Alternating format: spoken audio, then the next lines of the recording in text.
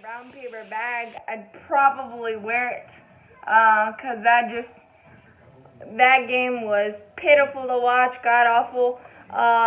In my 17 years of being able to go to Panther home games, that is top 3 worst I've ever attended, and it ain't even close. I mean, we shouldn't even have been on the field. Yeah, we lost 29-3, but if it weren't for some goal line stands by our defense after turnovers and a missed field goal, it probably could easily been like 40-3 or even 50. It was just pitiful. We didn't even deserve to be on the same field as Atlanta. Kyle Allen took 3 giant steps back after a great drive at the end of the game in Lambeau in the snow.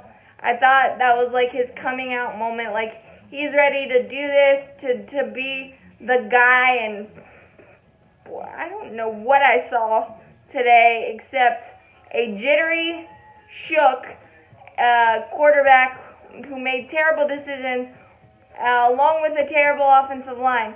And that is not the combination you need. I mean, and Kyle Allen even spun into 2 sacks, but 4 interceptions, and he just didn't look. I mean, he choreographed, or he telegraphed half his throws today, and Atlanta and their defense took advantage with 5 sacks and 4 turnovers, and just, I don't know, they flipped the switch after the bye week, so Dan Quinn might have saved his job. But the first interception, he should have just took the sack on 3rd and 4, and instead he tried to dirt the ball, and their defender made a good play on it. The second one, we were going in to score. I think it was 13-0, as we had some good goal line stands for our defense.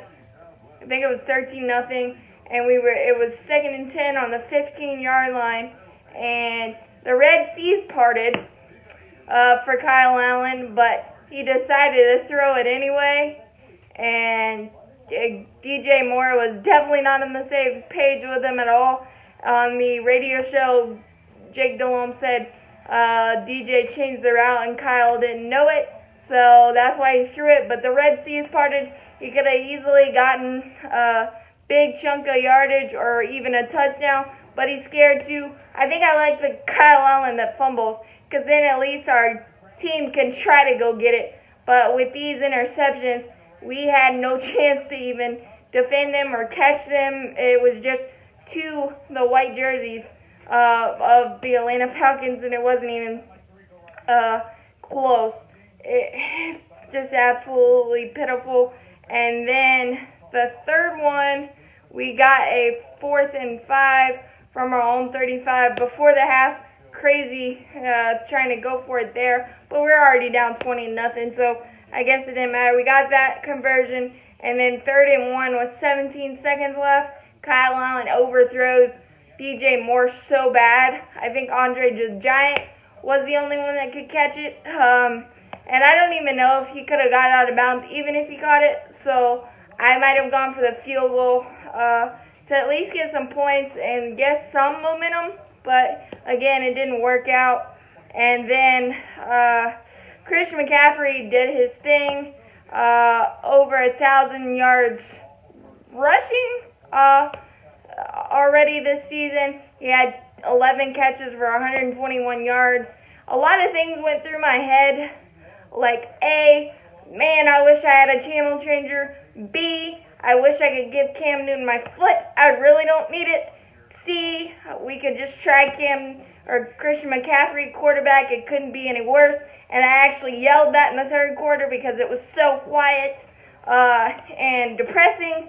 But we had to say it just to make sure we didn't get shut out, and thank God we didn't. But this was absolutely terrible game, and I think the microcosm of our day was, I believe it was 6-0. We finally blocked up a play, and our offensive line wasn't a wet paper bag, but the rest of the day they were.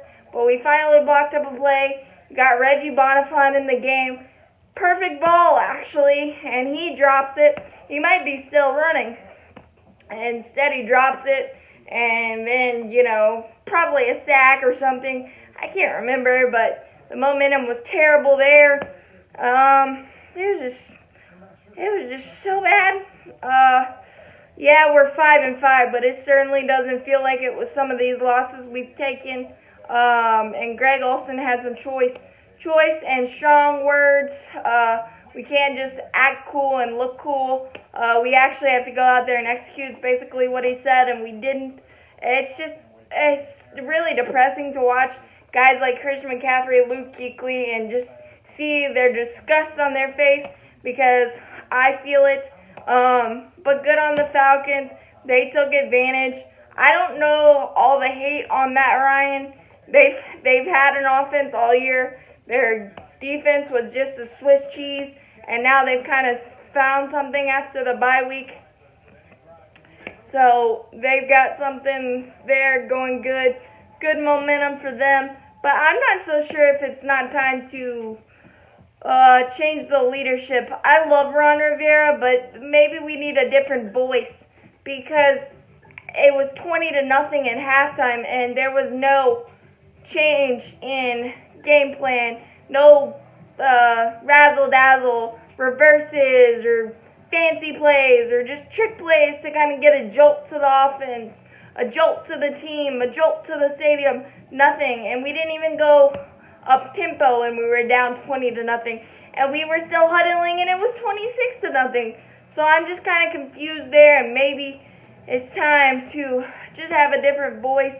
But whatever we do, and whoever is our quarterback in 2020, we need an offensive line a lot like the Colts did. I just want us to draft and sign offensive line, because I cannot watch another quarterback run for his life, and a quarterback that can't escape the pocket and effectively run does not work in this offense. I don't even know why we run RPOs anymore. But that said, keep pounding. Kind of scared to watch the Saints game next week. But as always, go Panthers. We'll see what happens.